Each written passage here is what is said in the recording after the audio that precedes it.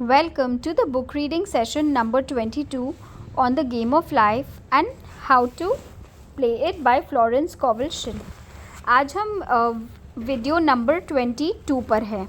कल हमने यहाँ स्टॉप किया था where we were learning about giving and receiving. तो हमें ये बात याद रखिए, गिविंग और रिसीविंग का परफेक्ट बैलेंस होना चाहिए. अगर आप लेते ही जा रहे हो और अगर आप उतना दे नहीं रहे हो तो भी आप इम्बैलेंस्ड हो, और अगर आप देते जा रहे हो और आप रिसीव नहीं कर रहे हो तो भी आप इम्बैलेंस्ड हो. दोनों ही चीज़, ये जो साइकिल होता है ना, ये बेसिकली एक फ़्लो है इन एंड आउट का. अगर फ़्लो सही से नहीं चलते रहा तो कोई भी एक साइड हैवी हो जाएगी, या गिविंग भारी हो गया या रिसीविंग भारी हो गया, और कुछ भी भारी होने से एनर्जी फ़्लो ब्रेक हो जाता है. तो हमें याद रखना है कि अब कोई भी इंसान जब किसी को कुछ दे रहा है तो कोई भी रिटर्न की आशा में आप मत दीजिए कि आज मैं इसकी हेल्प करूँगी तो कल मेरा काम पड़ेगा तो वो डेफिनेटली करेगी. नहीं, उस देना को कोई वैल्यू ही नहीं है. उसको हम लोग देने में या गिविंग में काउंट ही नहीं करते. वो कर्मा में काउंट ही नहीं होता अगर आप उसको वापस से रिसीव करने की आशा में दे रहे हैं. उसी तरीके से आप लॉ को वायलेट कर रहे हैं, भगवान के नियमों का वायोलेशन कर रहे हैं अगर आप जो भी आपके सामने आ रहा है आप उसको अच्छे से दिल से रिसीव नहीं कर पा रहे. क्योंकि सारे गिफ्ट्स जो भी आपके पास आ रहे हैं ना, वो भी भगवान की प्लानिंग है. They are all gifts from God. इंसान तो सिर्फ आपको दे रहा है, लेकिन भगवान ने प्लान किया है कि अब इसको ये चीज़ देना चाहिए. So be clear about giving and receiving. A thought of lack should never be held over the giver. मतलब हमें ये कभी नहीं सोचना चाहिए कि अरे उसके पास तो इतने पैसे है ही नहीं, वो कहाँ से मुझे गिफ्ट दे रहा है. ये भी थॉट हमें नहीं लानी चाहिए. For example, when the man gave me the 1 cent, I did not say, poor man, he cannot afford to give me that. I saw him rich and prosperous with his supply pouring in. It was this thought which brought it. So इन्होंने जो example share किया है, आपको याद है जिस इंसान के पास सिर्फ 8 सेंट थे पूरी टोटल जमा पूंजी, उसमें से भी 1 सेंट इनको दे गया कि आप मेरे लिए प्लीज़ भविष्यवाणी करिए कि मेरे पास बहुत पैसे आ गए हैं. तो ये उसका एग्जाम्पल दे रही है कि उस दिन भी मैंने ये नहीं सोचा कि कितना गरीब आदमी है, इसके पास सिर्फ 8 सेंट है, उसमें से भी एक तो इसने मुझे ही दे दिए. नहीं, हमें ये नहीं सोचना है. हमें क्या सोचना है कि उसके पास इतना कुछ है कि वो मुझे दे रहा है, ये कितनी बड़ी बात है. हमें ये थॉट क्रिएट करनी है कि उसके पास बहुत कुछ है कि वो मुझे दे पा रहा है. आदमी पैसों से नहीं देता, आदमी मन से देता. अगर 8 में से भी अगर 1 सेंट उसने दे दिए तो उसका मन कितना बड़ा है. नहीं तो जल्दी से लोगों का हाथ ही नहीं खुलता है. If one has been a bad receiver, he must become a good one and take even a postage stamp if it is given him and open up his channels for receiving. तो ये समझ लीजिए कि अगर आज तक आपने ये गलतियाँ कर रखी है कि आपने रिसीविंग सीखा ही नहीं, ना कॉम्प्लीमेंट रिसीव किया, ना गिफ्ट्स रिसीव किया. कभी किसी ने आपको पैसे दिए तो भी आपने मना कर दी, किसी ने लिफाफा दिया कोई ओकेज़न का तो भी आपने मना कर दिया. तो अगर आप कॉन्स्टेंटली मना कर रहे हो, आपने ये गलतियाँ अगर की भी हैं पास्ट में, तो कोई बात नहीं, अब आप उसको स्टॉप कर दीजिए और अब आप ग्रेशियसली रिसीव करना स्टार्ट करिए, क्योंकि आप भगवान के रिसीविंग चैनल्स को खोल रहे हैं. The lord loves a cheerful receiver as well as a cheerful giver. तो जो इंसान बहुत खुशी से रिसीव भी कर रहा है और उतनी ही खुशी से दे भी रहा है, वो भगवान का फेवरेट है. I have often been asked why one man is born rich and healthy and another man is poor and sick. Where there is an effect, there is always a cause. There is no such thing as chance. So, ये बहुत interesting topic है. इन्होंने start किया कि इन्हें कोई आके बहुत बार पूछता है कि ऐसा क्यों होता है कि कोई इंसान एकदम रईस घर में पैदा होता है और एकदम हेल्दी पैदा होता है, और कुछ लोग एकदम गरीब घर में पैदा होते हैं और इतनी बीमारियां लेके पैदा होते हैं. ऐसा क्यों होता है? तो इन्होंने एक्सप्लेन किया कि हर चीज़ के पीछे कोई कारण है. बिना कारण के इस धरती पे कुछ नहीं हो सकता. This question is answered through the law of reincarnation. Man goes through many births and deaths until he knows the truth which sets him free. He is drawn back to the earth plane through unsatisfied desire to pay his karmic debts or to fulfill his destiny. अब ये बहुत detailed chapter है. इस chapter के बारे में मैंने बहुत बुक्स पढ़ी है और इसका मैंने बहुत थीसिस किया है.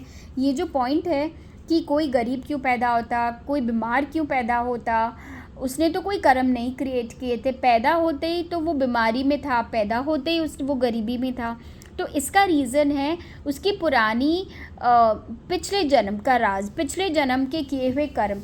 जो सिस्टर शिवानी हमेशा बोलती है कि हम जब जा रहे होते हैं हम सिर्फ अपनी कर्मों का खाता लेके जाते हैं, कर्मों का खाता लेके आते हैं. तो जो इंसान बहुत गरीब घर में या बीमार शरीर में पैदा हुआ है तो उसने बुरे कर्म किए हैं, वो अपने बुरे कर्म का खाता लेके ही पैदा हुआ है.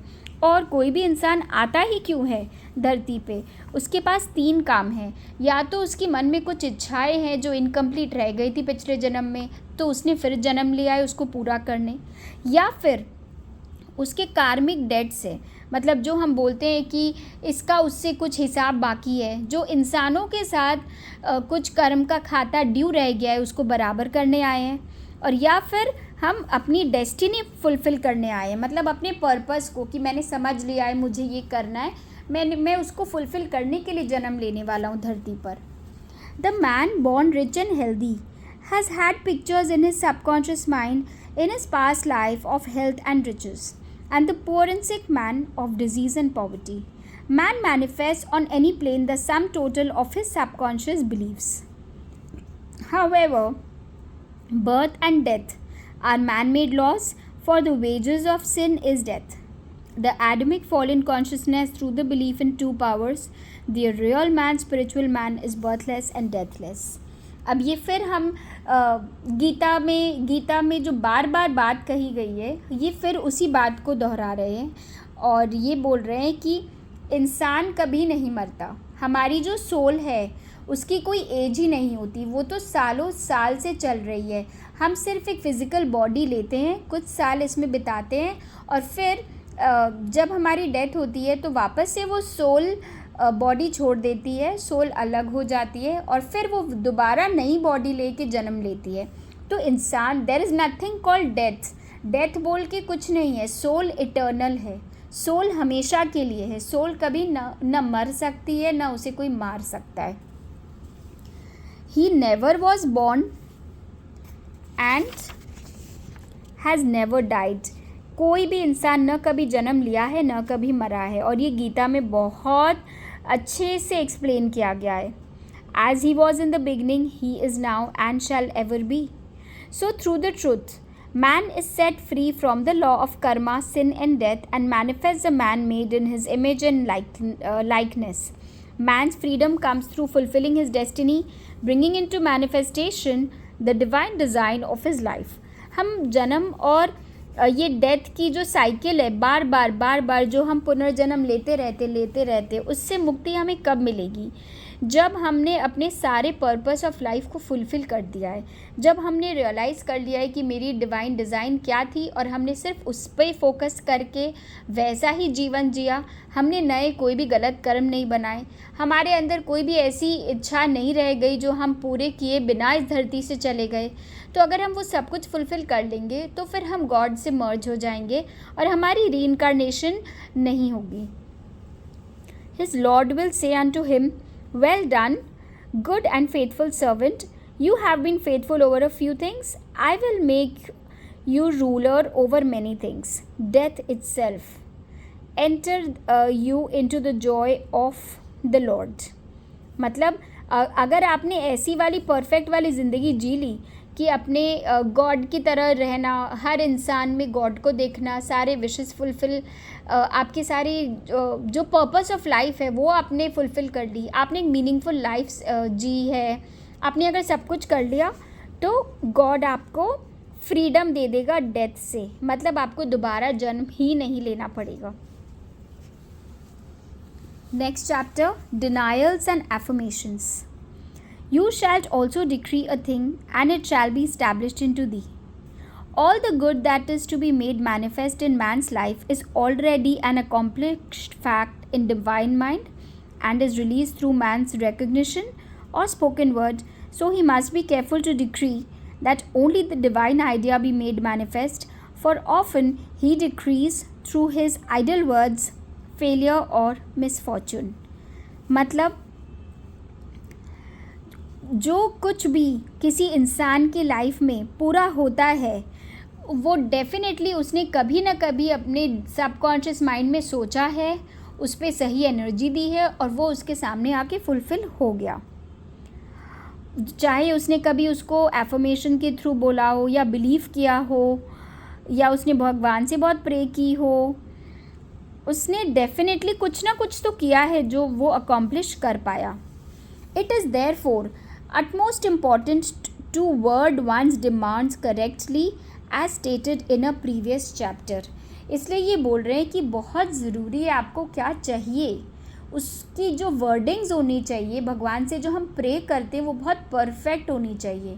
इन्होंने कितने सारे एग्जाम्पल्स दिए ना कि कभी ये मत बोलो कि हाँ इस लड़के से मेरी शादी हो जाए, ये मत बोलो, मेरे लिए जो सबसे बेस्ट हो मेरी उसके साथ शादी हो, ये मांगो, मेरे लिए जो बेस्ट बिज़नेस हो मैं उस बिज़नेस में सक्सेसफुल हो जाऊं, मेरे लिए जो बेस्ट ऑर्डर हो मुझे इतने वैल्यू का ऑर्डर चाहिए, इसके थ्रू मिले चाहे किसी और के थ्रू मिले। अपनी वर्डिंग्स को परफेक्ट रखना बहुत ज़रूरी है। If one desires a home, friend, position और any other good thing, make the demand for the divine selection. आपको जो भी चाहिए आप भगवान से डिमांड करिए डिवाइन सिलेक्शन के लिए। Infinite Spirit, open the way for my right home, right friend, right position. I give thanks that it now manifests under grace in a perfect way. ये कितनी अच्छी ब्यूटीफुल एफर्मेशन है, आप लोग इसको कहीं सेव करके रख सकते हैं कि आपको जो भी चाहिए आपको बोलना है भगवान ओपन द वे, रास्ता खोलिए मेरे लिए, मेरे राइट होम के लिए। ये मत बोलिए कि उस घर के लिए या वैसे फ्रेंड के लिए, राइट फ्रेंड, राइट पोजीशन। और मैं I give so much thanks, मतलब मैं अभी आपको बहुत थैंक यू बोल रहा हूँ, आपकी कृपा से मैंने ये रिसीव कर लिया। The latter part of the statement is most important.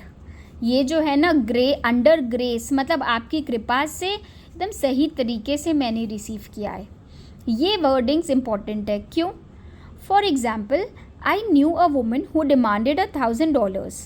Her daughter was injured and they received $1,000 indemnity, so it did not come in a perfect way. आपने देखा ये क्या हुआ?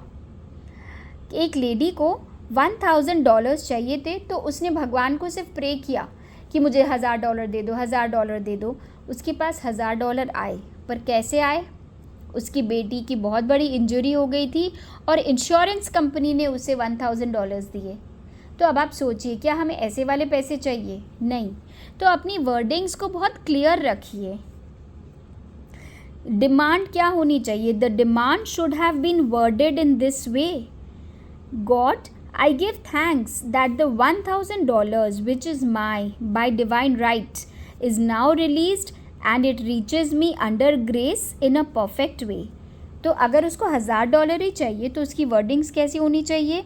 गॉड मैं अभी थैंक यू बोलती हूँ कि वो $1,000 जो मेरी तकदीर के हैं वो मेरे पास अभी एकदम परफेक्ट तरीके से आपकी कृपा से पहुँच गए हैं। ये होनी चाहिए आपकी lines. As one grows in a financial consciousness he should demand that the enormous sums of money which are his by divine right should reach him under grace and in perfect ways। मतलब हमें अगर financial prosperity चाहिए तो हमें सिर्फ ये ही pray करनी है कि बहुत बड़ी रकम जो मेरी डिवाइन राइट में है वो मेरे पास सही ढंग से आ रही है। It is impossible for man to release more than he thinks is possible, for one is bound by the limited expectancies of the subconscious. He must enlarge his expectancies in order to receive in a larger way। So ये भी बहुत सही लिखा है कि अगर आपकी तकदीर में 1 करोड़ रुपए लिखे हैं लेकिन आपकी सोच ही 1 लाख रुपए है। मतलब आपको लगता है कि 1 लाख रुपए बहुत बड़ी बात है, मेरे पास तो 1 लाख रुपए आ जाएंगे तो मैं तो बहुत ज़्यादा खुश हो जाऊंगी। तो आपने क्या किया, आपने अपनी फाइनेंशियल प्रॉस्पेरिटी को लिमिट कर दिया, अपनी सोच को लिमिट रख के। भगवान तो आपके लिए 1 करोड़ लेके बैठे थे और वो वेट कर रहे थे कि कब ये मांगे, पर आपने सिर्फ मैक्सिमम 1 लाख ही मांगा तो उन्होंने दे दिए और आप सेटिस्फाइड हो गए। तो हर इंसान के पास उतना ही आता है जितना उसने डिमांड किया। It is impossible for man to release more than he thinks is possible. Man so often limits himself in his demands. मतलब आदमी हर एक इंसान अपनी सोच में ही अपनी विशेस को ब्लॉक कर देता है। For example, a student made the demand for $600 by a certain date.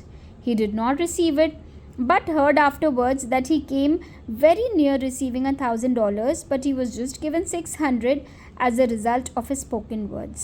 देखिए, इन्होंने फिर से वो एक एग्जाम्पल शेयर किया है कि एक स्टूडेंट ने डिमांड किया कि उसके पास $600 आ जाए एक पर्टिकुलर डेट तक, और उसके पास $600 आ भी गए, लेकिन उसे बाद में पता चला कि उसे मिलने वाले थे 1,000, लेकिन कोई ना कोई कारण से वो कैंसिल होके 600 हो गया। तो आप सोचिए, क्योंकि इसने डिमांड ही 600 की थी तो इसलिए 600 आए। They limited the holy one of Israel. Wealth is a matter of consciousness. The French have a legend give an example of this. A poor man was walking along a road when he met a traveler who stopped him and said, "My good friend, I see you are poor. Take this gold nugget, sell it, and you will be rich all your days." The man was overjoyed at his good fortune and took the nugget home. He immediately found work and became so prosperous that he did not sell the nugget. Years passed and he became a very rich man. One day he met a poor man on the road. He stopped him and said, "My good friend, I will give you this gold nugget which, if you sell it, will make you rich for life." The mendicant took the nugget, had it valued, and found it was only brass. So we see the first man became rich through feeling rich, thinking the nugget was gold. So ये कितनी beautiful example इन्होंने share की है। ये France की एक legend है, एक स्टोरी है कि एक गरीब इंसान रास्ते में कहीं जा रहा था, वॉक करते करते सामने से उसे एक ठो ट्रैवलर मिला। वो उन दोनों की दोस्ती हो गई। वो ट्रैवलर ने उसको एक छोटा सा गोल्ड का पीस दिया और बोला कि तुम एक काम करो, ये बहुत लकी गोल्ड का पीस है, मैं तुमको आज दे रहा हूँ और अब तुम बहुत सुपर रिच होने वाले हो, और इसको तुम जैसे ही बेचोगे तुम ज़िंदगी भर के लिए रईस हो जाओगे। ये आदमी को जैसे ही ये कॉइन मिला गोल्ड वाला, ये ओवरजॉयड हो गया। ये इतना खुश हो गया कि ओ माय गॉड, मेरे पास तो पैसे आ गए, मेरे पास तो गोल्ड आ गया और अब मैं हमेशा के लिए रिच होने वाला हूँ। उसने ऐसा सोचना चालू कर दिया और धीरे धीरे वो सच में बहुत रिच हो गया। और वो नगेट, वो गोल्ड, उसको जो कॉइन मिला था गोल्ड पीस, उसने उसको बेचा ही नहीं। वो सोचा ये मेरा लकी कॉइन है, गोल्ड है, मैं इसको कभी नहीं बेचूंगा, और उसने बहुत पैसे कमा लिए। फाइनली एक दिन उसने सोचा कि अब मुझे ये किसी और को भी पास ऑन कर देना चाहिए, मेरे पास बहुत पैसे हो गए। तो वो फिर वो उस गोल्ड पीस को लेके निकला कि जैसे उस इंसान ने एक दिन मेरे साथ किया था, वैसा ही आज मुझे अगर कोई रास्ते में गरीब मिला, मैं आज उसको ये दे दूँगा और उसकी तकदीर बदल जाएगी। वो ये अपना गोल्ड कॉइन लेके निकला, उसको बेचने के लिए रेडी था। रास्ते में उसको एक गरीब इंसान मिला, उसने सेम काम किया जो उसके साथ हुआ था सालों पहले। उसने उसको बोला कि ये लो, गोल्ड कॉइन है और अगर तुम इसको बेच दोगे तुम ज़िंदगी भर के लिए रिच और प्रॉस्परस हो जाओगे। और उसने गरीब इंसान को दे दिया, और वो गरीब इंसान लालच में आके विदाउट फीलिंग एनीथिंग, उसने कुछ फील ही नहीं किया, बस वो सोचा कि बस अब मैं ये इसको बेच के मैं रिच होने वाला हूँ। और वो जब बेचने गया तो पता चला कि एक्चुअल में ये सोना था ही नहीं, ये एक ब्रास का पीस था। अब आप सोचिए, इतने साल वो इसके पहले वाला इंसान इतने साल इसको सोने का पीस सोचते रहा और सोच सोच के रिच हो गया। तो इससे हमें क्या सीख मिलती है? The first man became rich through feeling rich. उसको जैसे ही वो आदमी से मिला था और उसको जैसे ही वो नगेट दिया गया था फर्स्ट टाइम, उसी दिन से वो फील रिच स्टार्ट कर दिया था कि मैं तो ऑलरेडी बहुत रिच हूँ, मैं बहुत लकी हूँ जो मेरे पास ये आया, और उसकी वजह से उसने अपनी तकदीर बदल दी। Every man has within himself a gold nugget. It is his consciousness of gold, of opulence, which brings riches into his life. This is so important. हर इंसान के अंदर एक गोल्ड नगेट है, और ये गोल्ड नगेट क्या है? उसकी खुद की सोच, उसकी खुद की बिलीफ सिस्टम, अपनी फाइनेंस पर, अपनी ऑपुलेंस पे, अपनी अबंडेंस पे, उसकी खुद की जो कॉन्शियसनेस है ना, वो उसकी लाइफ में रिचेस लेके आती है। जो इंसान ये सोच लेता है, हर समय सोचता रहता है मेरे पास तो कुछ है ही नहीं, क्या होगा इतने पैसों में, ये कोई ज़िंदगी है, उसकी लाइफ देखो, इसकी लाइफ देखो, वो इंसान ज़िंदगी भर वहीं रह जाता है, या हो सकता है उसे नीचे ही चले जाए। और जो इंसान अपने आप को बहुत ज़्यादा फील रिच करता है ना, ज़रूरत से ज़्यादा अपना मन ऊंचा रख के रखता है, कभी अपने पैसों को देख के दुखी नहीं होता, हमेशा उसे लगता है मेरे पास बहुत है, अनलिमिटेड है, उसी इंसान की लाइफ में अबंडेंस भी आती है। So we are going to stop here and continue tomorrow. Thank you.